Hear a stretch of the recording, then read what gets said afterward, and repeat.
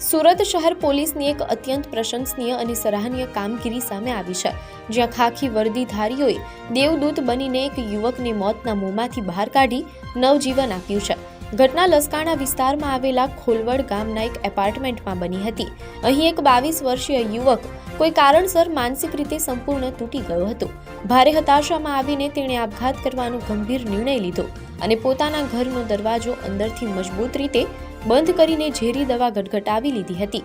આ અંગેની જાણ થતાં જ લસકાણા પોલીસ મથકનો કાફલો સહેજ પણ સમય ગુમાવ્યા વિના તાત્કાલિક બિલ્ડિંગ પર દોડી ગયો હતો. ઘરનો દરવાજો અંદરથી બંધ હોવાથી સામાન્ય રીતે પ્રવેશી શકાય તેમ નહોતું અને સમય ખૂબ ઓછો હતો.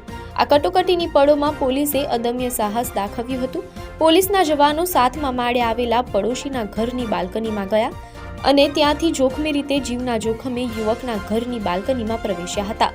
પોલીસે સમયસર ઘરમાં પ્રવેશીને ઝેરી દવા પીધેલા યુવકને તાત્કાલિક હોસ્પિટલ ખસેડ્યો હતો.